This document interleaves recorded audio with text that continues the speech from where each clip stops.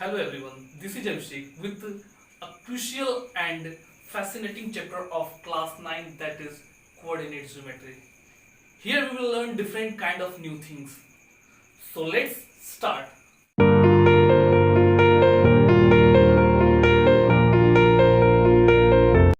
First of all, we should know about coordinate geometry. ये होता क्या है? तो इसको बताने से पहले मैं आपके साथ कुछ डिस्कशन करना चाहता हूं। डिस्कशन इन द सेंस कि मैं इससे पहले आपको कुछ प्रीव्यू देना चाहता हूं, जिससे आपको पता चले कि कोऑर्डिनेट ज्योमेट्री का यूसेस क्या है और हम इसको अपने रियल लाइफ में इंप्लीमेंट कैसे करते हैं। क्योंकि आपको पता होना चाहिए कि मैथ्स का हर एक चैप्टर का हमारे रियल लाइफ में बहुत ही स्पेसिफिक यूज है। तो हम पहले इसके बारे में जानते हैं ये है क्या, फिर इसके डेप्थ में हम जाएंगे। तो मैं बात करना चाहता हूं मैथ्स की ब्रांचेज के बारे में। आपको पता होगा कि मैथ्स जो होता है डिफरेंट टाइप्स ऑफ ब्रांचेज में डिवाइडेड है। तो उसके कुछ ब्रांचेज को मैं लिखता हूं, जैसे algebra, arithmetic,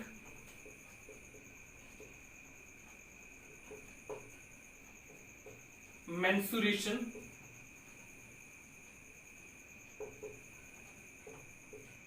geometry,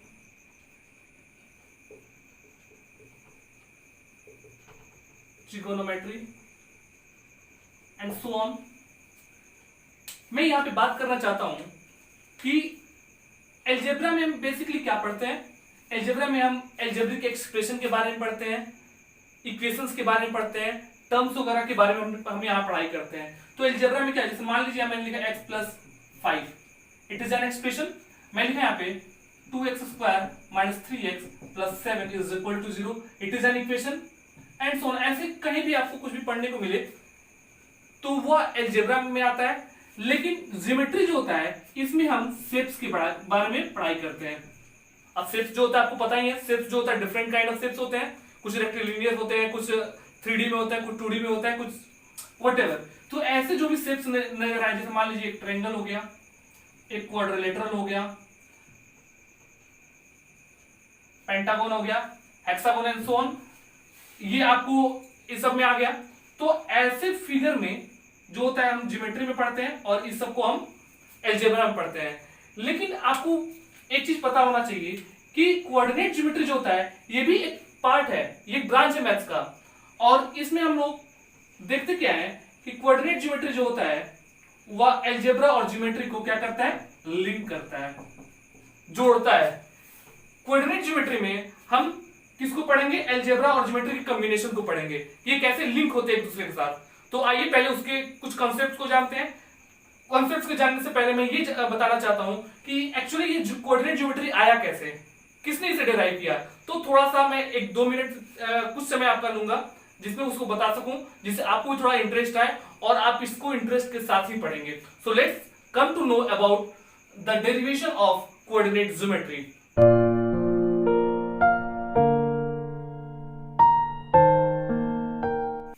Once there was a French mathematician.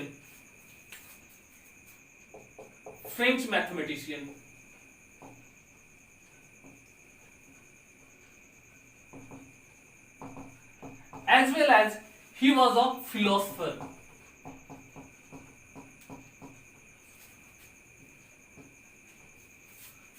Clear? His name was René Descartes. In what time? 17th century. आपको लग रहा होगा कि मैं हिस्ट्री पढ़ा रहा हूं, बेसिकली ये हिस्ट्री ही है कि कोऑर्डिनेट ज्योमेट्री आया कैसे। तो मैं आपको बताना चाहता हूं पहले कोऑर्डिनेट ज्योमेट्री को डिराइव किसने किया था, कहां से आया ये, इसके पीछे क्या रीजन था। तो आइए पहले देखते हैं। हमने यहां बताया कि फ्रेंच मैथमेटिशियन थे, वो फिलोसोफर भी थे। उनका नाम था रेने डेस्कार्टेस। कौन सी सेंचुरी में, 17th सेंचुरी में। उनको बहुत ही अच्छा लगता था बेड पे सोए रहना और कुछ कुछ नए नए आइडियाज को इजाद करते रहना। तो एक बार वह बेड पे सोए हुए थे और उनके माइंड में एक आइडिया आया कि किसी भी प्लेन सरफेस में किसी ऑब्जेक्ट को कैसे लोकेट किया जाता है। तो उन्होंने वहीं से एक डेरिवेशन किया जिसको नाम दिया गया कार्टेशियन प्लेन।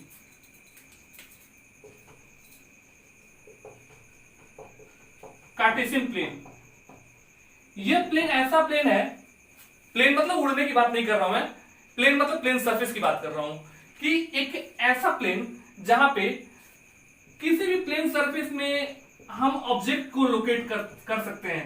आपने क्लास 8th में ऑलरेडी पढ़ा हुआ है कोऑर्डिनेट ज्योमेट्री के बारे में, तो आपको मैं बता दूं कि आपको ऑलरेडी पता है कि इसको बोलते हैं हॉरिजॉन्टल लाइन, इसको बोलते हैं वर्टिकल लाइन, और ये दोनों एक दूसरे पे म्यूचुअली परपेंडिकुलर होते हैं। They are mutually perpendicular.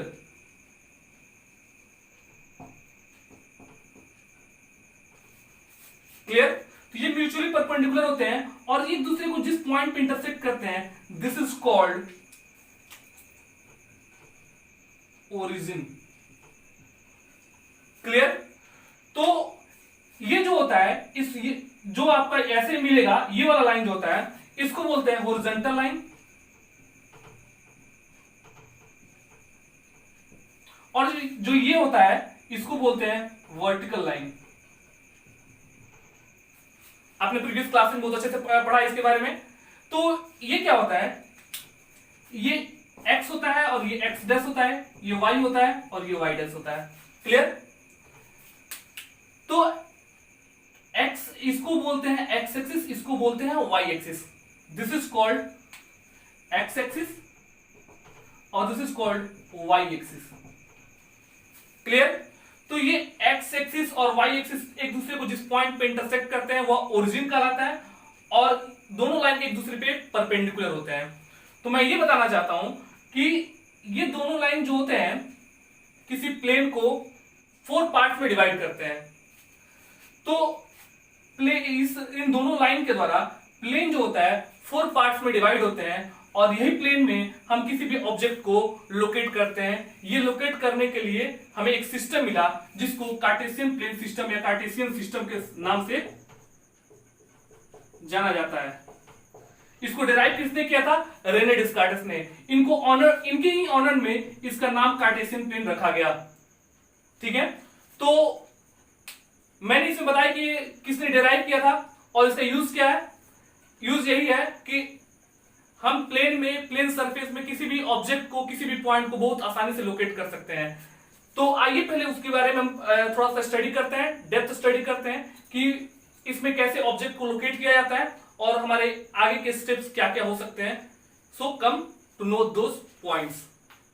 जैसा कि मैंने बताया कि एक ये वर्टिकल लाइन है और ये हॉरिजॉन्टल लाइन है, ये y dash x dash x, और ये पॉइंट जो होता है ओरिजिन कहलाता है। क्लियर? मैं फिर से मेंशन कर देता हूं, दिस इज ओरिजिन।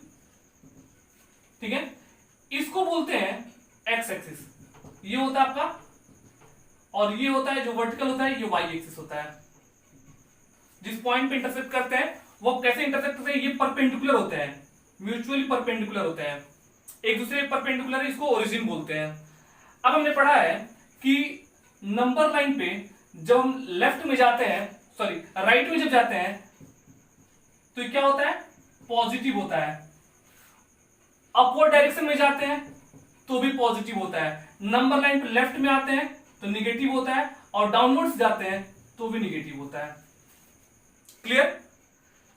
तो ये आपका कार्टेशियन सिस्टम है, कार्टेशियन प्लेन सिस्टम है, जिसको रेने डिस्कार्टस ने डिराइव किया था कि किसी भी प्लेन में हम ऑब्जेक्ट को लोकेट कर सकते हैं। सपोज अगर मैं बोलूं कि यहां पे ऑब्जेक्ट है, यहां पे एक ऑब्जेक्ट है, इसका लोकेशन क्या है, तो लोकेशन देखेंगे एक्स एक्सिस से इसकी दूरी क्या है। सबसे पहले हमने एक्स एक्सिस से इसका डिस्टेंस निकाला और फिर वाई एक्सिस से इसका डिस्टेंस निकाला, और ये दोनों लाइंस एक दूसरे को जिस पॉइंट पे इंटरसेक्ट करेंगे वो पॉइंट जो होगा आपका क्या कहलाएगा, माने युग कहलाएगा क्या, ये इसका लोकेशन होगा। क्लियर? तो ये आपका लोकेशन मिला। ऐसे ही लोकेशन को हम प्लेन सरफेस पे डिस्कस करेंगे। तो ये देखिएगा, मैंने इसको ऐसे लिखा। अब मैं कुछ इसको इरेज करता हूं आगे के टॉपिक को डिस्कस करने के लिए।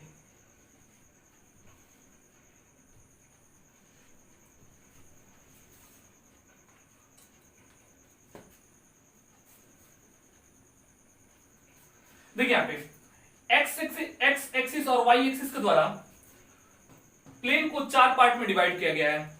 इस पार्ट इज कॉल्ड क्वाड्रेंट, इसको बोला जाता है क्वाड्रेंट।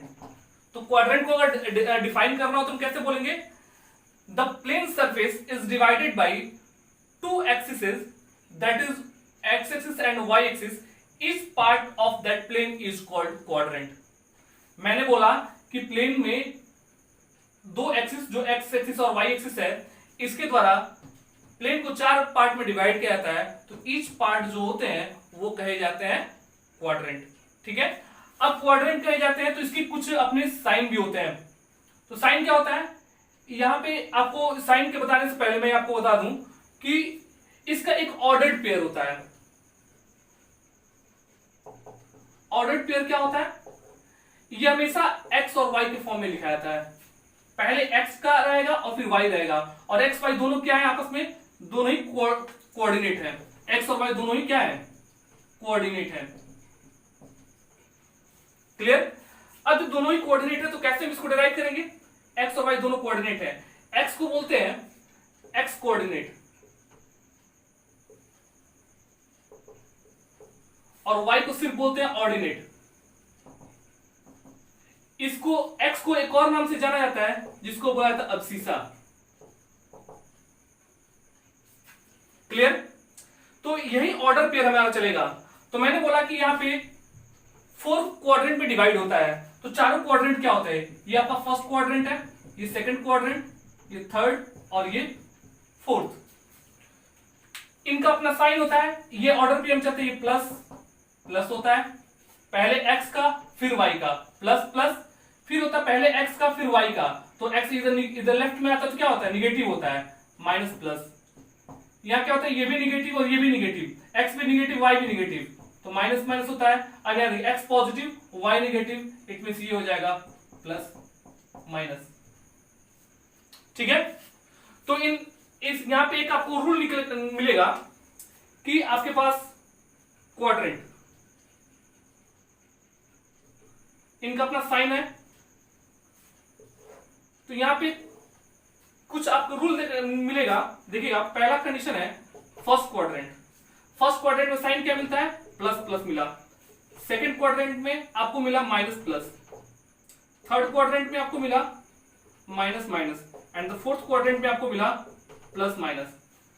तो यहां पे आपको एक ऑब्जर्वेशन देखना होगा कि यहाँ पे ये पहला जो है ये एक्स और वाई के फॉर्म में जा रहा है, एक्स और वाई, एक्स और वाई और एक्स एंड वाई। क्लियर? तो यहां देखिएगा, इसमें पहले वाले क्वाड्रेंट में एक्स जो होता है वो 0 से बड़ा होता है, वाई भी 0 से बड़ा होता है। क्लियर? क्योंकि दोनों ही पॉजिटिव होता है। सेकंड क्वाड्रेंट में एक्स जो होता है 0 से छोटा, वाई 0 से बड़ा होता है। थर्ड क्वाड्रेंट में एक्स जो होता है वो भी 0 से छोटा और वाई भी 0 से छोटा, and the last fourth quadrant x is greater than 0 and y is less than 0। यहां पे आपको यही ऑब्जर्वेशन मिलेगा। फर्स्ट क्वाड्रेंट में ये रूल, सेकंड में ये, थर्ड में ये एंड फोर्थ में ये मिलेगा। क्लियर? तो ये आपका ऑर्डर्ड पेयर हुआ। इस ऑर्डर्ड पेयर हमेशा एक्स और वाई के फॉर्म में होता है, और आपके पास जो क्वाड्रेंट होता है वो 4 क्वाड्रेंट होते हैं। इसके साइन कुछ ये होते हैं और इनके साथ कंडीशन ये लागू होता है। क्लियर? आइए इसके आगे कुछ देखते हैं। जैसा कि मैंने बताया आपको कि जो आपका कार्टेशियन प्लेन होता है वो एक दूसरे पर परपेंडिकुलर होता है।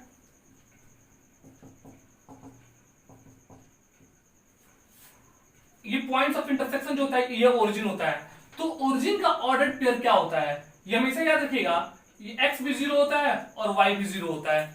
क्लियर? तो ये एक्स 0 वाई 0, चूंकि ये किस पेयर में चल रहा है? एक्स और वाई के फॉर्म में चल रहा है। क्लियर? अब आइए इस पे हम कुछ एग्जांपल्स को देखते हैं जिससे आपका कॉन्सेप्ट क्लियर होगा कि हम किसी भी पॉइंट को कैसे लोकेट करते हैं। मैं इसको इरेज करता हूं, मैं यहां पे नेमिंग करता हूं। यहां देखिएगा 1 2 3 4, 1 2 3 4, -1 -2 -3 -4, -1 -2 -3 -4। जरूरी नहीं कि यहीं तक आए, ये अनलिमिटेड जा रहा है, इनफाइनाइट टाइम्स तक दोनों right left up and down जाएगा। क्लियर। अब मैं बोलूं कि इस पे पॉइंट आपको 2 और 3 को लोकेट करना है। 2 और 3 को लोकेट कैसे करेंगे? तो आपको कुछ नहीं करना है, पहले देखिए यहां पे ऑर्डर पेयर क्या है। पहला वाला किसका है? एक्स का है, सेकंड वाला वाई का है। तो पहले हम एक्स एक्सिस पे ढूंढेंगे कि यहां क्या है, पॉजिटिव है यानी राइट साइड जाएगा। तो 2 किधर है? 2 आपको यहां नजर आएगा। क्लियर। और 3 किधर है? तो 3 वाई पे है, तो वाई एक्सिस पे ढूंढेंगे 3, यहां मिलेगा। अब यहां से हमने क्या किया, एक परपेंडिकुलर लाइन ऐसे ड्रॉ किया और यहां से परपेंडिकुलर लाइन ऐसे ड्रॉ किया। अब ये दोनों जो होते हैं एक पॉइंट पे जाके यहां पे इंटरसेक्ट कर गए, और जो इंटरसेक्ट कर गए तो यही होगा आपका लोकेशन। तो यहां पे मैंने ये जो देखा कि ये एक्स एक्सिस से इस पॉइंट की दूरी और वाई एक्सिस से पॉइंट की दूरी जो होगी वही किसी भी ऑब्जेक्ट के लोकेशन को इंडिकेट करेगा। Is it clear? चलिए एक और एग्जांपल देखते हैं इस पे। अगर आपके पास क्वेश्चन होता कि पॉइंट को लोकेट करना -1 एंड 4, तो सबसे पहले आप क्या करेंगे? पहले -1 को ढूंढेंगे। तो माइनस पहला x पे आता है, दूसरा y पे आता है। -1 कहां है? यहां पे है। क्लियर। और y 4 किधर है? पॉजिटिव है, आपको यहां मिलेगा। तो हमने क्या किया, यहां से परपेंडिकुलर लाइन ड्रॉ किया और एक परपेंडिकुलर लाइन यहां से ड्रॉ किया, और ये दोनों एक दूसरे को जिस पॉइंट पे इसने काटा, this point is -1 and 4। Is it clear? तो आप भी एक दो एग्जांपल बनाए, आप चेक करें कि अगर मैं बोलूं -2 और -3 को लोकेट कीजिए। लोकेशन आपको लोकेट करने के लिए दे दिया जाए कि आप -4 और 3 को लोकेट कीजिए। आप लोकेट करके चेक करिए कि आपका क्या आ रहा है आंसर। क्लियर। अब मैं बोलूं कि आपको लोकेट करना है, मैं यहां पे लिखा, मैंने बोला 4 और 0, और मैंने दूसरा बोला 0 और 4, इसको लोकेट कीजिए। तो लोकेट कैसे करेंगे? यहां पे आपको समझने एक चीज समझने की होगी, यहां पे ध्यान देंगे। पहले मैं इसको इरेज करता हूं, स्पेस कम है, थोड़ा सा आपको समझ में अच्छे से आए।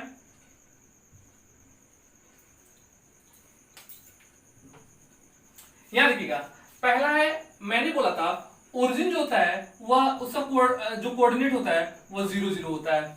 यहां देखिएगा, x का वैल्यू 4 है, y का वैल्यू 0 है। यहां पे x का वैल्यू 0 है और y का वैल्यू 4 है। तो सबसे पहले हम देखते हैं कि इस नंबर लाइन पे पहले वाले को देखते हैं, इसको चेक करते हैं। x का 4 किधर है? यहां पे है, और y का 0 कहां है? यहां पे है।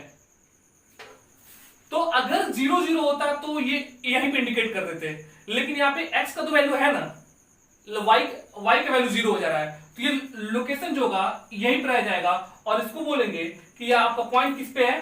x एक्सिस पे लाई कर रहा है। Is it clear? Second one आपके पास है 0 4, तो x का 0 और y का 4 यहां पे है। तो x का तो वैल्यू 0 है, लेकिन y का वैल्यू क्या दे रहा है? 4 दे रहा है। अगर y का वैल्यू 4 है यानी किस पे लाई कर रहा है? y एक्सिस पे लाई कर रहा है। तो ये जो हमारा ये पॉइंट जो मिला, तो ये x एक्सिस और y एक्सिस पे मिलेगा। ऐसा कोई भी पॉइंट हो सकता है, x का वैल्यू 0, y का वैल्यू कुछ दे सकता है, या y का वैल्यू कुछ है और x का वैल्यू दे सकता है। तो ऐसे हम इसको चेक कर सकते हैं। क्लियर? एक मैंने बात आपको नहीं बताया, यहां पे देखिएगा, अगर मैं बोलूं यहां पे आपको पॉइंट को इंडिकेट करना है 2 और 2 को, ठीक है? तो पहले हमने देखा x का 2 और y का 2 एक दूसरे को इस पॉइंट पे इंटरसेक्ट करते हैं, दिस इज 2 2। तो इस पॉइंट की परपेंडिकुलर डिस्टेंस जो है वो क्या है? 2 यूनिट है फ्रॉम x एक्सिस, और y एक्सिस से इसकी परपेंडिकुलर डिस्टेंस क्या है? 2 यूनिट्स का है। क्लियर? तो ये जो पॉइंट्स होते हैं वह दोनों ही x एक्सिस और y एक्सिस से परपेंडिकुलर डिस्टेंस पे क्या करते हैं? अपने आप को लोकेट करते हैं, यानी इनका लोकेशन जो होता है दोनों एक्सिस से परपेंडिकुलर डिस्टेंस पे होता है। अब मैंने यहाँ पे लिखा 0 1 2 3 4, यहाँ पे मैंने पॉइंट्स दिए, यहाँ भी दिए, हमने यहाँ भी दिए। ये क्या होता है, ये यहां से यहां तक की डिस्टेंस होती है, इसको 1 यूनिट मान लिया जाता है। हम कोई भी स्केलिंग करते हैं, स्केल लेकर कुछ भी मेजरमेंट कर सकते हैं, इक्वल मेजरमेंट होना चाहिए। और वह जो होता है 2 पॉइंट के बीच की दूरी होती है। तो ये जो होगा ऐसे पॉइंट को इंडिकेट किया जा सकता है। इसका कॉन्सेप्ट नेक्स्ट क्लासेस में, क्लास 10th क्लास 11th में आगे बहुत ब्रॉड फॉर्म में मिलेगा। अभी जो आपका बेसिक स्ट्रक्चर था मैंने यहाँ पे डिस्कस किया, और इस पे हम जब एक्सरसाइज बनाएंगे, इसका मैं एक्सरसाइज के लिए कुछ क्वेश्चन सिलेक्ट करके मैं बनाऊंगा, तो उस पे आपका कॉन्सेप्ट बेहतर तरीके से और क्लियर होगा। जब आप क्वेश्चन डिराइव करना शुरू करेंगे, then you will get the idea how to solve such kind of problems. जो मैं यहाँ पे डिराइव कर रहा हूं वो प्रॉब्लम आप इजिली सॉल्व कर पाएंगे। एक मैं और एग्जांपल देखूं,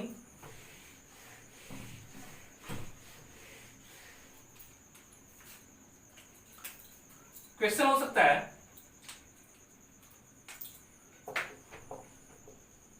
represent x is equal to 2y on the graph। इसको ग्राफ रिप्रेजेंट करना है, तो कैसे रिप्रेजेंट करेंगे? इसके लिए सबसे पहले आपके पास दिया हुआ है x is equal to 2y। यहां पे आपको ऐसे बॉक्स बनाने होंगे, आपने लिखा x और y। अब क्या करना है, y की प्लेस पे वैल्यू रखेंगे तो x का वैल्यू मिलेगा। अब अपने मन से कुछ भी वैल्यू रख सकते हैं यहाँ पे। अब हमने क्या रखा, सपोज मैंने y की जगह पे 0 रखा, तो क्या हो जाएगा, x is equal to 2 into 0 gives 0। तो यहाँ देखिए मैंने y की प्लेस पे क्या रखा, 0, तो x का वैल्यू क्या मिला, 0। अगर मैं y की जगह पे 1 रखता तो x का वैल्यू क्या मिलता, 2 मिलता। y हमने 1 रखा तो x 2 मिला। अगर मैं y की जगह पे -1 रखता तो x का वैल्यू -2 मिलता। अगर मैं यहाँ पे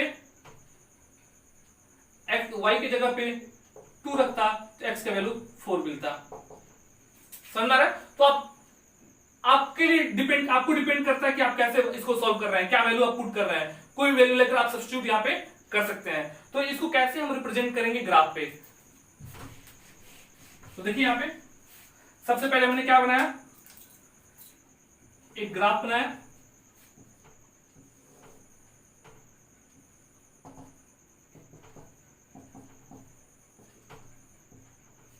क्लियर? अब मैं पॉइंट पहले लिखता हूं यहाँ पे, ये 1 2 3 4 5 1 2 3 4 5 -1 -2 -3 -4 -5 -1 -2 -3 -4 -5। ठीक है, मैं इसके नेमिंग करता हूं। ये आपको A00 मिला, ये B21 मिला, ये C -21 मिला और ये D42 मिला। अब इसको लोकेट करते हैं। सबसे पहला हमारे पास है 0 0, तो 0 0 कहां पे आएगा, इस प्लेस पे आएगा, ओरिजिन पे ही आएगा। सेकेंड दे रहा है 2 1, तो x का 2 y का 1, x का 2 यहां पे और y का 1 यहां पे, ऐसे मिलेगा इस पॉइंट पे। ये आपका A00 रहा, ये हो जाएगा B2 और 1। फिर हमने देखा -2 और -1, x का -2 यहां पे और y का -1 यहां पे, तो ये एक दूसरे को यहां पे मिलता है, C -2 -1। Clear? And the last one ये 4 2, x का 4 और y का 2 इस प्लेस पे आ रहा है, यानी इससे यहां से इसकी ये दूरी मिली, दिस इज D42। अब सारे पॉइंट्स को मिला लेंगे, सारे पॉइंट्स को मिलाएंगे तो कुछ ऐसे आपको मिलेगा। और आपको एक स्ट्रेट लाइन मिला, और यही स्ट्रेट लाइन जो होगा रिप्रेजेंट करेगा आपकी equation x is equal to y को। क्लियर? तो इस चैप्टर में बस इतना ही। इस पे क्वेश्चंस आप सॉल्व करेंगे, और जो भी डाउट्स हो आप कमेंट्स करके पूछ सकते हैं।